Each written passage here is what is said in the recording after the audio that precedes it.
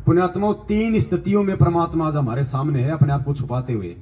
आज अगर मैटर चल पड़ा है तो परमेश्वर इसी पे लाइव साध संगति होगी आज, क्योंकि साध संगतियों का मतलब ही ये है, इन साध संगतियों के माध्यम से गुरुदेव ने हमें आदेश ही ये दे रखा है कि बेटा मेरे आने से पहले पहले मुझे परमात्मा के रूप में स्वीकार कर लोगे तो तुम्हारा मोक्ष निश्चित है, अन्यथा नहीं है, चाहे कितनी भी कोशिश कर लेना। हमें गुरुदेव के सत्संग उनके रहते थे सत्य समझ में आए कि नहीं आए? नहीं। किसी के समझ में आए? बरवाला में जाते थे, यहां से सुनते थे, यहां से गुरुदेव सत्संगों के माध्यम से क्या समझाना चाह रहे थे, वो गुरुदेव के दूर जाने के बाद आज समझ में आ रहे हैं, और वो भी साध संगतियों से जुड़ने के, कि परमात्मा ये जो सुना रहे कथा, इसका मतलब क्या है, इस कहानी का मतलब क्या है। क्योंकि तत्वदर्शी संत के सत्संग इतने आसान, गुरुदेव ने क्या कहा कि परमात्मा कथा क्या सुना रहे हैं और उस कथा के माध्यम से समझाना। बंदी छोड़ की वाणी के अंदर वो रहस्य छुपा हुआ है जो कि आम भक्त आम संत के बस की बात नहीं कि इसमें से वो रहस्य को निकाल सके। उनकी अपनी कृपा जिस पर हो जाती है वही इस बात को ढूंढ सकता है कि सतगुरु महाराज इस वाणी के माध्यम से हमें क्या समझाना चाहते हैं। कथा कोई सुना रहे हैं और उसके अंदर समझा कोई और बात रही है। कथा क्या सुना रहे हैं और उस कथा के माध्यम से समझा कोई, इसका मतलब गुरुदेव के सत्संग उतने सीधे नहीं है जितने हम समझ रहे हैं। एक एक शब्द का, क्योंकि परमेश्वर का कोई भी शब्द अनायास नहीं होता, बेमतलब नहीं होता, हमें समझ में नहीं आ रहा, वो एक बात अलग है। एक भाई ने सवाल किया था किसी साथ संगति में कि भगत जी नित्य नियम में एक वाणी आती है, कहता हूं कई जात हूं, कहूं बजा के ढोल, श्वास जो खाली जात है तीन लोक का। गुरुजी इस वाणी को क्यों नहीं बोलते?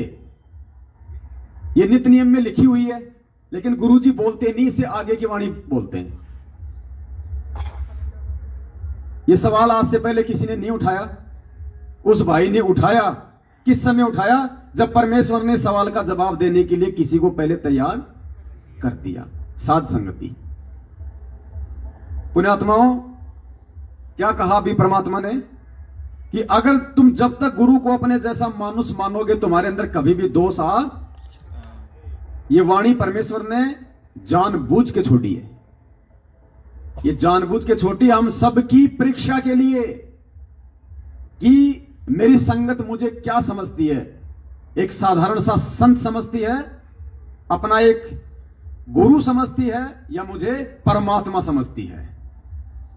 जब ये वाणी छूटेगी तो कुछ दिन तो भगत चुप रहेगा, फिर किसी से कहेगा यार ये गुरुजी ने वाणी क्यों छोड़ दी, तो मंदबुद्धि क्या कहेगा कि गुरुजी भूल गए होंगे, अरे गुरुजी को याद नहीं हुआ होगा, भूल गए होंगे, आगे चले गए होंगे। फैल। परमात्मा भूल सकता है कोई चीज? अगर परमात्मा मान लिया तो भूल सकता है? यह परीक्षा है कि तुम अपने गुरु को क्या समझ रहे हो। तुम अपने गुरु को भुलक्कड़ समझ रहे हो या फिर परमात्मा समझ रहे हो। यह हमारी परीक्षा के लिए छोड़ी है परमात्मा ने यह वाणी। भूला नहीं है, फालतू में नहीं लिखी है। अब इस बात को समझाने के लिए देखो परमेश्वर और दया करेंगे, आपको कितना अच्छे से समझ में आएगा। फिर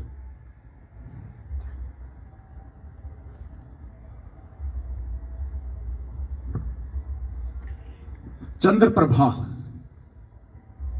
जिसने जगन्नाथ के लिए धोती तैयार की थी, धोती वाला नहीं सुनाएंगे यहां पे, छोटा ही है, ध्यान से सुनना क्या बोल रहे हैं परमात्मा। दो संकेत है कितने बड़े। कल के सत्संग में, रात्रि के सत्संग में आप जी ने सुना कि एक बहन जिसका नाम चंद्र प्रभा था, पुण्यात्माओं कल गलती से ये दास चंद्र प्रभा के स्थान पर शशि प्रभा बोल गया। चंद्र प्रभा की जगह दास क्या बोल गया? शशि प्रभा। क्या कह रहे हैं गुरुजी? कल के सत्संग में ये दास चंद्र प्रभा की जगह गलती से शशि प्रभा बोल गया। गलती से नहीं, ये शब्द बोलना हमारी परीक्षा कि क्या सत्संग सुनते समय मेरे भगत इसी रूप में स्वीकार इस वाणी को करेंगे कि जैसा मैं बोल रहा हूं। यहां भाई भूल गए होंगे गुरुजी, गलती हो जाती है भाई, कोई बात नहीं। अगर ये गलती से बोला होता गुरुजी ने तो आगे सुनना इस सत्संग को। क्या कह रहे हैं परमात्मा, सुनना। वो चित से उतर गई थी, उनका नाम जो है बहन बेटी का, क्योंकि उस आत्मा के कई जन्म हो चुके हैं, और कभी उस एक जन्म में शशि प्रभा भी रही है। जैसे कबीर परमात्मा ने कभी विष्णु जी की महिमा गाते हुए तो साथ में कृष्ण भी बोल दिया है, क्योंकि कृष्ण भी विष्णु ही था। तो वैसे उस समय जो उसकी शरीर था, क्या बोला परमात्मा ने? किसी जन्म में वो चंद्र प्रभा भी रही है, वो ही आत्मा किसी जन्म में चंद्र प्रभा नाम भी उसका रहा है। और शुरू में परमात्मा क्या बोल रहे हैं? दास के चित्त से उतर गया। अब चित्त से जिसके उतर गया हो वो उसके पिछले के जन्मों का कैसे बता देगा कि उसका एक जन्म में क्या नाम था? ऐसा बताने वाले के चित्त से कभी कोई बात उतर सकती है क्या? अगर परमात्मा का अगर चित्त थोड़ी देर के लिए भी अगर इधर उधर हो गए तो ब्रह्मांड टूट टूट के नीचे, ये परमेश्वर की शब्द शक्ति से तो घूम रहे हैं सारे खंड पिंड ब्रह्मांड। जब गुरुदेव ने लीलामय तरीके से और अपने मुंह बोले गुरु के रूप में स्वामी रामदेवानंद जी महाराज जी को चुनना था इस कलयुग की पिछली पीढ़ी में, तो परमेश्वर ने एक आत्मा को निमित्त बनाया। हरियाणा के चिड़ी गांव के रामेश्वर जी पहले से दादा गुरुदेव के शिष्य थे, तो और वो उनके साथ में रहा करते थे, अपने गुरुदेव के उनके दोस्त थे उस समय। तो रामेश्वर जी ने कहा कि भाई जेई, उस समय परमात्मा जूनियर इंजीनियर थे ना जेई, तो बोला भाई जेई एक तेरे मतलब का एक संत है कबीर पंथी। तो गुरुदेव ने कहा कि भाई चल, परमात्मा तो समय का इंतजार कर रहे थे, बोल भाई तेरे मतलब का है, बोल चलो। गए, हो गई नाम दीक्षा, सारा काम हो गया 17 फरवरी 1988 को। अब दादा गुरुदेव की उस समय काफी उम्र हो गई थी, और आध्यात्मिक जीवन का गुरुदेव ने एक नियम बताया कि जहां पे गुरु शिष्य का संबंध होगा वहां पे एग्जाम परीक्षा होगी। गुरु शिष्य चाहे सांसारिक जीवन में हो चाहे आध्यात्मिक जीवन में, वहां परीक्षा 650 साल पहले ली परमात्मा ने। और जब जब परमात्मा आता है, जब जब अपने उस शिष्य बनाता है, सबकी परीक्षा लेता है। तो दादा गुरुदेव जी काफी साल के हो गए, वृद्ध हो गए, 104 या 5 साल के बताए गुरुदेव ने। और पंजाब के एक से एक बढ़ के सेठ उनके भगत थे, और पता नहीं 9 लाख की संगत बताई परमात्मा ने उनकी, 9 लाख की संगत हो गई थी। अब उनको भी लेनी थी परीक्षा। तो दादा गुरुदेव ने क्या किया, एक लीला की। गुरुजी ने बताया कि दादा गुरुदेव ने, हमारे दादा गुरुदेव ने, स्वामी रामदेवानंद जी महाराज जी ने एक मतलब बीमारी की भूमिका की, रोल किया। अपने आप उन्होंने वो दस्त लगा लिए, दस्त लग गए। आप दिन में 4 बार 5 बार 6 बार बार बार जैसे ही बाथरूम से आए, अरे भाई, अरे बाथरूम तो मैं गया ही नहीं, कहां है बाथरूम? अजी महाराज जी आओ आओ, ये रहा। वापस आए, हाथ धोए, अरे हाथ तो तुमने मेरे धुलाए नहीं। मतलब ऐसी लीला की उन्होंने, और वो लीला परमात्मा ने 6 महीने कर दी। दादा गुरुदेव ने 6 महीने वो लीला कर दी। दिन में 5 बार फ्रेश हुए, फिर आए, अरे तुमने हाथ धुलाए नहीं, जबकि हाथ धो लिए।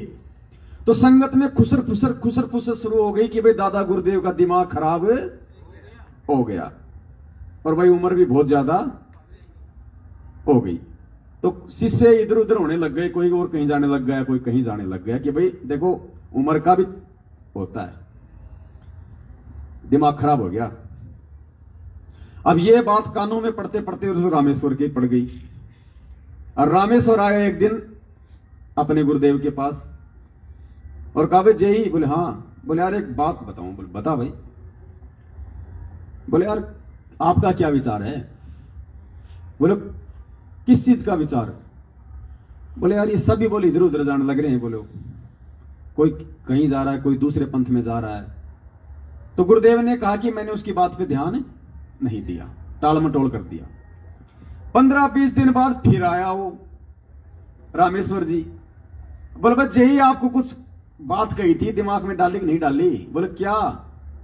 अरे बोले यार सभी बोले छोड़ छाड़ के जा रहे हैं और बोले गुरुदेव का तो दिमाग हो गया खराब। अब इतनी बात जब उन्होंने कही परमेश्वर को तो गुरुदेव ने कहा अरे नालायक कम बकत, अरे ये शब्द बोलने से पहले कि गुरुदेव का दिमाग खराब हो गया तेरी जीभ में कीड़े क्यों नहीं पड़ गए नालायक। अरे गुरु यानी भगवान, और नालायक अगर भगवान का दिमाग खराब हो जाएगा तो ये खंड पिरमंड ब्रह्मांड टूट टूट के नीचे गिर जाएंगे नालायक। तेरे मुंह से शब्द कैसे निकल गए, तेरी जुबान में कीड़े क्यों नहीं पड़ गए अपने गुरुदेव के विषय में ये शब्द बोलने से पहले। और गुरुदेव ने कहा कि नालायक पो पाटी पकड़ा भया और जागी जिया जून, सब काहू को देत है वो चौथ समाना चून। अरे वो गुरुदेव, वो भगवान, मतलब गुरुदेव की महिमा को आगे रखा परमात्मा ने आप और हमारे लिए, ताकि मेरे विषय में भी तुम्हारे यही विचार होने चाहिए कि नालायक जो भगवान चींटी को कण और हाथी को मण देता है, नालायक उसका दिमाग खराब हो जाएगा तो सृष्टि खंड भिंड हो जाएगी।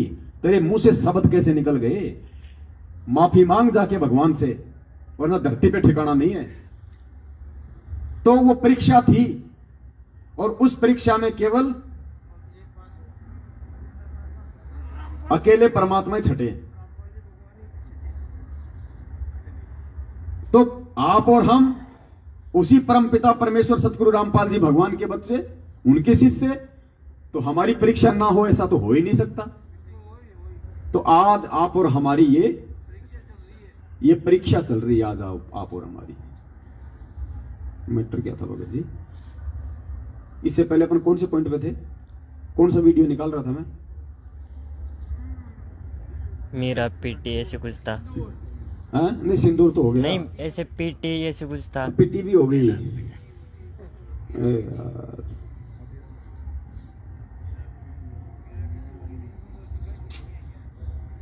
अब ये तो है ना, इसीलिए तो मेरे दिमाग में बोला भी नहीं किसी को, नहीं तो आप ही याद रख लेते।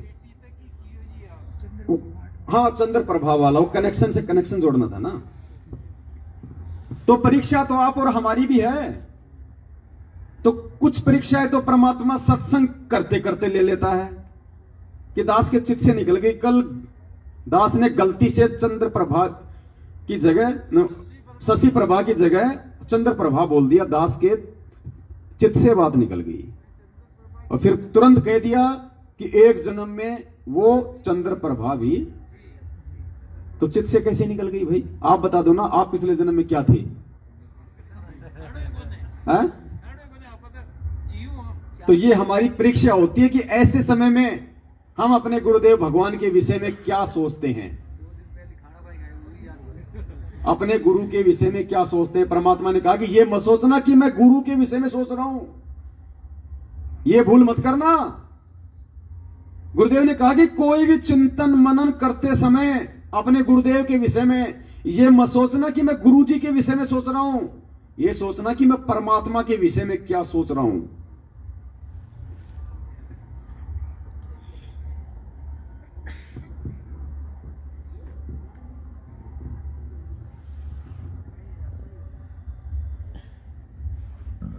ध्यान से सुनना।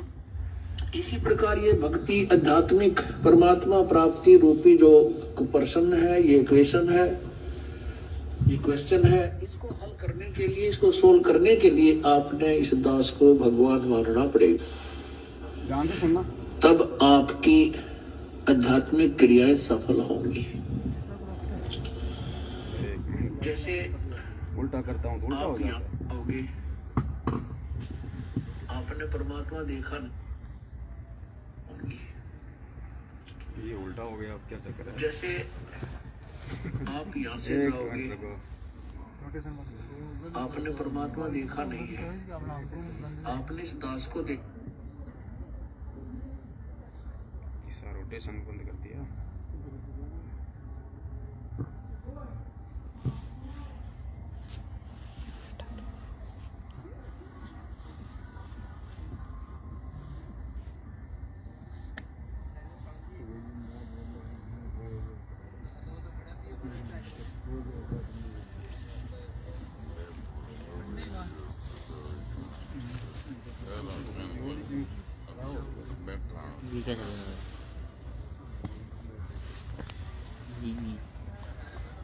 ये तो चल रहा है।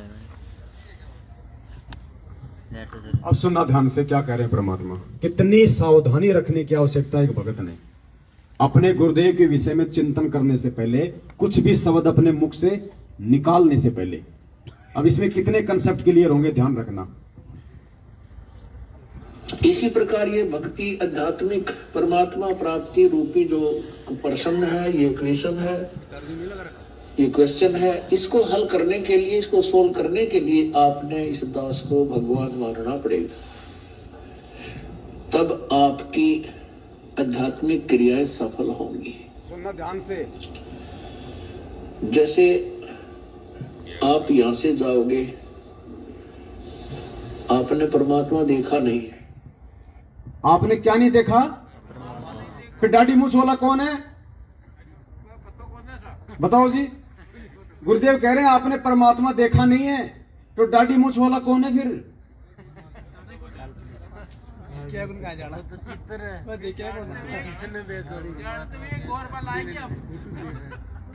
यही तो हमारे भ्रम परमात्मा साथ संगति में तोड़ना चाह रहे हैं कि परमात्मा असल में है कौन।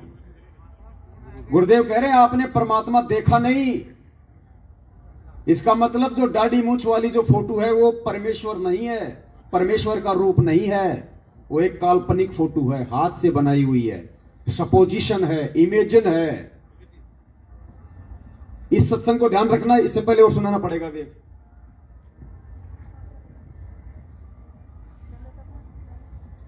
सुनना।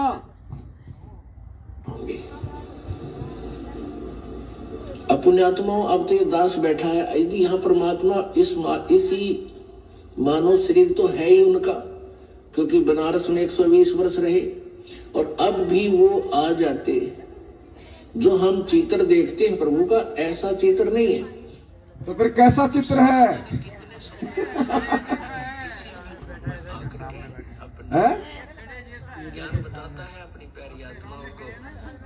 इसलिए गुरु भगवान होता है। आज इसी मैटर पे चलेंगे अपन परमात्मा के दया से। सुबह तक इसको क्लियर करना है आज।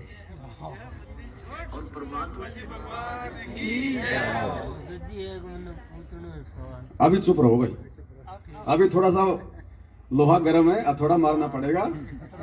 कोई दिक्कत नहीं, परमात्मा करवा देंगे। थोड़ा सा शांत रहो बस। परमात्मा ने क्या कहा इस अगले वीडियो में जो आप सुनने जा रहे हो?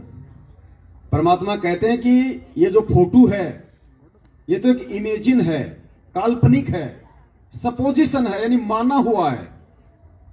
और फिर गुरुदेव ने क्या कहा कि 650 साल पहले परमात्मा कौन से रूप में आया वो तो आपने देखा नहीं। अब विचार करना है कि 650 साल पहले परमात्मा का रूप हमने नहीं देखा, तो फिर दाढ़ी मूंछ वाला रूप किसका है? तो गुरुदेव कहते हैं कि 650 साल पहले परमात्मा जिस रूप में आए वो तो आपने देखा नहीं, और वर्तमान में जिस रूप में आ जाएं उसको आप मानो नहीं। तो बताओ फिर बात कैसे बनेगी? इसका मतलब वर्तमान रूप परमेश्वर का वास्तविक रूप। सुनो, यदि इस दास के स्थान पर आज कबीर परमेश्वर भी आ जाते, क्योंकि जिस समय कबीर परमेश्वर जिस रूप में आए थे वो तो तुमने देखा नहीं, वर्तमान वाला ने।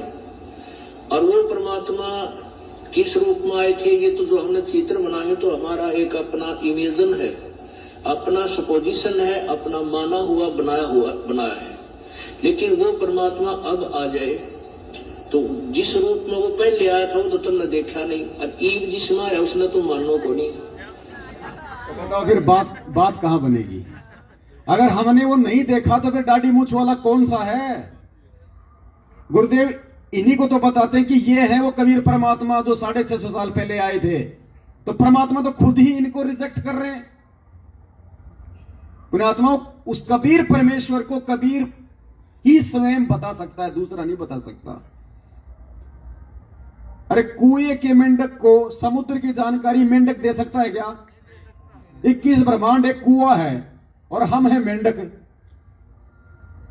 और हम मेंढकों को अगर 21 ब्रह्मांड से बाहर की सतलोक की समुद्र की कोई जानकारी दे रहा है तो उसको मेंढक समझने की गलती ना करना।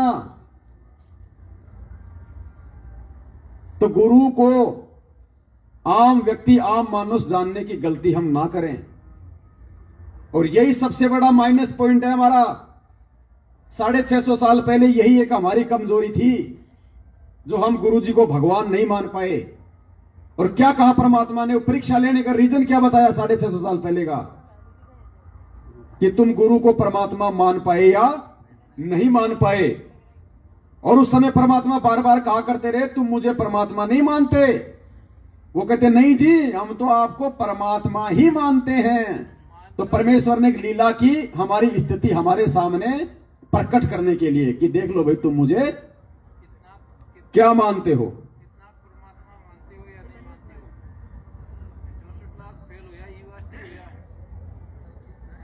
परमात्मा ने ये देखना चाहा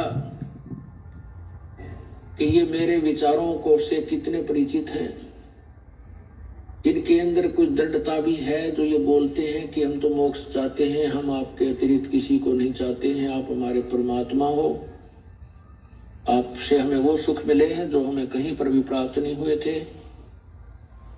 ये ऊपरले मन से कह रहे हैं या इनके अंदर भी कोई स्थान है।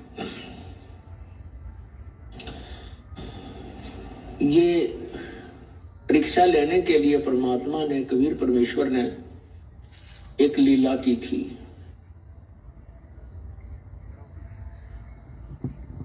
इसीलिए परमात्मा ने लीला की थी, हमें यह दिखाने के लिए, आईना दिखाने के लिए कि तुम मुझे ऊपरले मन से परमात्मा परमात्मा कहते हो या मुझे परमात्मा मानते भी हो।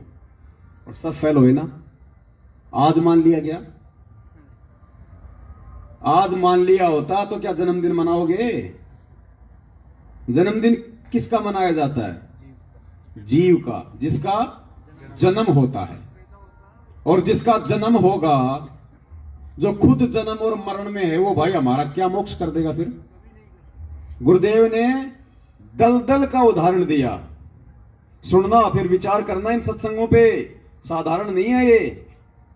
गुरुदेव ने कहा यदि कोई आदमी दलदल में फंसा हुआ है, उसको कौन बाहर निकाल सकता है? जो दलदल से, वो उसकी कांखों में मोटा सा रस्सा डालेगा और फिर बाहर से। क्या दलदल में फंसा हुआ आदमी दलदल में फंसे हुए आदमी को निकाल सकता है? क्या जो खुद जन्म और मरण में है, क्या हमारा जन्म मरण मेट सकता है? सुनो, विचार करना फिर कौन है गुरुदेव। सत्संग सुनने से आत्मा में एक प्रबल शक्ति आती है, एक जागृति आती है। इसको एक विशेष प्रेरणा होती है कि सचमुच ये कर क्या रहे हैं हम, क्या कर रहे हैं हम। ठीक है, कुछ हमारी मजबूरियां हैं क्योंकि हम विवश हैं। अब इस व्यवस्था के कारण हम सब कुछ जान भी लें और फिर भी कोई दाल नहीं गलती हमारी, क्योंकि जब तक समझ शक्ति साथ नहीं होगी हम इस दलदल से निकल नहीं सकते। चाहे कोई दलदल में धंस गया, उसको मालूम पड़ गया, चाहे पहले नशे में गिर गया, नशा उतरने के बाद उसको पता भी चल गया कि मैं तो इतना दलदल में हूँ और जितना हाथ पैर मारता हूँ नीचे को जा रहा हूँ, तो उस ज्ञान से कोई लाभ नहीं हुआ। उसको निकालने वाला बाहर चाहिए, दलदल से बाहर, और उसके बांध कर रस्सा घसीट कर बाहर डाले। तो आप और हमारे साथ भगवान ऐसे करेंगे। पहले आपका नशा उतारेंगे कि तुम कहाँ बैठे हो, क्या कर रहे हो सारा जीवन, और उद्देश्य क्या था इस मनुष्य जीवन का, और फिर ये सतनाम का रस्सा आपका बांध देंगे गाथा के नीचे। और फिर ठीक है, पहले परमात्मा हमारा नशा उतारेगा ज्ञान देके। तो आज हमें इस सत्संग सुना के नशा कौन उतार रहा है? क्या कह रहे हैं कि पहले वो परमात्मा आपका नशा उतारेगा, तो आज हमारा नशा कौन उतार रहा है? गुरुदेव भगवान उतार रहे हैं, तो कौन हुए परमात्मा? और फिर क्या कह रहे हैं, सतनाम रूपी रस्सा तुम्हारी आंखों में डालेंगे, तो हमें सतनाम कौन दे रहा है? तो परमात्मा कौन हुआ? तो दलदल में फंसा हुआ दलदल वाले को कैसे निकाल देगा? जो खुद दलदल में है दूसरे को कहां से निकाल देगा? तो जिन लोगों ने उनका जन्मदिन मनाया उनको दलदल में ही बैठा दिया।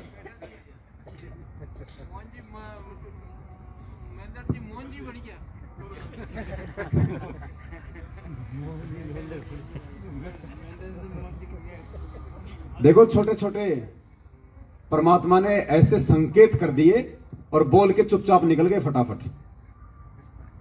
मालिक को पता था समय आने पे पकड़ने वाले पकड़ लेंगे।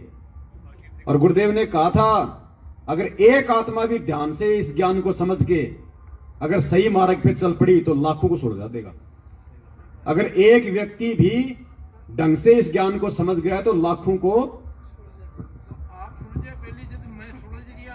गुरुदेव भगवान है हमारे, वो अपने लिए कह रहे हैं। हम तो दो कोटि के जीव, हम क्या सुलझेंगे? तो, और मैंने कहां से सीखा? तो फिर कौन हुए बड़े? तो फिर मेरा तो नाम ही नहीं आना चाहिए बीच में। फालतू में भगत जी आप भी। अब देखो परमात्मा कितनी आसानी से बोल के चुपचाप निकल रहे हैं, वरना परमात्मा किसी भी पॉइंट पे ढंग से समझाते हैं। ध्यान से सुनना, ज्यादा लंबा नहीं है, मुश्किल से होगा तो 40 सेकंड का। और 2 पॉइंट दे दिए भगवान ने धर्मदास का जिक्र करते हुए कि वो परमात्मा विदे, पहले सुनना ध्यान से। और दूसरा है प्रकट। परमात्मा कह रहे पहले भी थे और आज भी प्रकट हैं, पहले भी विदे थे और आज भी हैं। सुनना। अके नाम कहा नहीं जाई, इसको बोलना नहीं है, इसको बोल के जाप नहीं करना, स्वर्ग से जाप करना है। ये बोल के सुना दिया लेकिन इसका जाप बोल कर नहीं होगा, इसलिए अके कहा है। विजय इसलिए कहा इसको कि जैसे परमात्मा का भी शरीर था और धर्मदास का भी शरीर था, लेकिन परमात्मा भी यही कहा करते, विलक्षण यही थी उनकी, साकार हैं, थे भी हैं भी, उस समय प्रकट थे, अब भी हैं। और उस समय प्रकट थे और अब भी हैं। और विलक्षण देव उस समय थी राज भी। तो इनको हाड़ मास का ना मानो, 5 तत्व का खेल परमात्मा ऐसा ही खेलता है। क्या कहा परमात्मा ने? चलो ठीक है भाई, जिसको प्रथम नाम मिला हुआ है वो तो नहीं समझ सकता। सतनाम के बाद ये गलती मत करना गुरु को मानुस मानने की। क्या कहते हैं परमात्मा? हाड़ चाम लहू ना मेरे, कोई जाने सतनाम, तारण तरण अभय पददाता, मैं हूं कबीर। सतनाम मिलने के बाद आठमास का कैसे मान सकते हैं परमात्मा को? कहते हैं जिसको सतनाम मिल गया, यानी जिसको उस स्तर का ज्ञान हो जाएगा, वो समझ जाएगा कि मेरा गुरुदेव भगवान कौन है। अरे संध्या आरती के लास्ट में कौन सा शब्द गाते हैं? मेरे गुरुदेव भगवान दियो काट काल की फांसी। सबसे पहले तो हम गुरुदेव को क्या कह रहे हैं? भगवान। और सबसे पहली जो कड़ी है उसमें क्या कहते हैं? अवगुण किए घनेरे फिर भी भले बुरे हम तेरे, और दास को जान के निपट नादान मोहे बख्श दियो अविनाशी। तो अविनाशी जन्म मरण में होता है क्या? उसका जन्मदिन मनाओगे क्या? तो बताओ फिर क्या है भाई?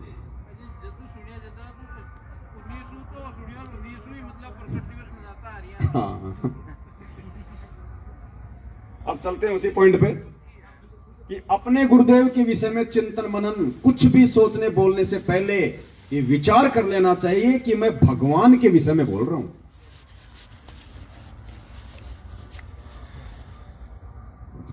इसी प्रकार ये भक्ति आध्यात्मिक परमात्मा प्राप्ति रूपी जो प्रश्न है, ये क्वेश्चन है, ये क्वेश्चन है, इसको हल करने के लिए, इसको सोल्व करने के लिए आपने इस दास को भगवान मानना पड़ेगा। तब आपकी आध्यात्मिक क्रियाएं सफल होंगी। जैसे आप यहां से जाओगे, आपने परमात्मा देखा नहीं है, आपने इस दास को देखा है, वो परमेश्वर इस दास का रूप धारण करके आपके समक्ष वहां खड़ा होगा। अब जैसा जिसका व्यवहार इस दास के प्रति यहां है वो वैसा ही करेगा। जैसा आपका इस दास के प्रति आपके मन में दोष या श्रद्धा है, वो ज्यों की त्यों वहां होगी। जब आपकी वहां एक बार फिर जो है पछोड़ लाओगा परमात्मा, आपके पास भक्ति धन भी है, आपके अंदर गुरु जी के प्रति वह श्रद्धा नहीं है जितनी भगवान के प्रति होनी चाहिए, तो भी आप वहां से रिजेक्टेड हो जाओगे त्रिकुटी के ऊपर। पुण्यात्मा, ये आपको रिहर्सल कराई जा रही है आपसे, और आपने इस रिहर्सल में चल रही है, इस दास को प्रभु मानकर व्यवहार करना है, परमात्मा जानकर हर तरह की क्रिया करनी है, बोलते समय, चालते समय। अंदर में कोई विशेष गुरु जी के विषय में विवेचन करते समय आपने ये जानना पड़ेगा कि जैसे हम भगवान के बारे में सोच रहे हैं, आपने ये विचार करना चाहिए कि हम गुरु जी के बारे में क्या सोच रहे हैं। नहीं, हम भगवान के बारे में सोच रहे हैं। यदि इस दास में कोई दोष देख रहे हो तो आप परमात्मा में दोष देख रहे हो, या तो फिर त्याग जाइए, यहां से चले जाइए। आपको ऐसे गुरु की आवश्यकता नहीं जिसमें आप दोष निकाल रहे हो।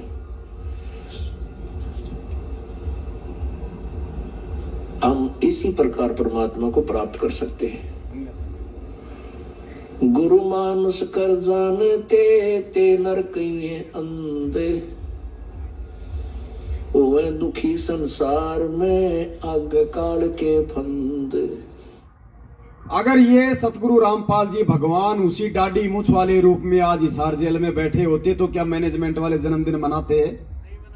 और मनाया दिया, इसका मतलब उनको परमात्मा, और बिना गुरु को परमात्मा माने बिना मोक्ष 101% नहीं हो सकता।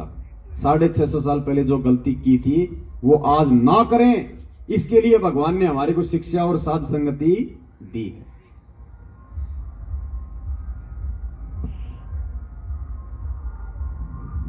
अब सीरियल वाइज चलेंगे। अब आज अगर हम सुबह उठें या इस साध संगति से उठें तो अपनी आत्मा को पूरी तरह से इस बात से सराबोर करके उठें कि धरती पे यदि कोई भगवान है तो सतगुरु रामपाल जी भगवान है।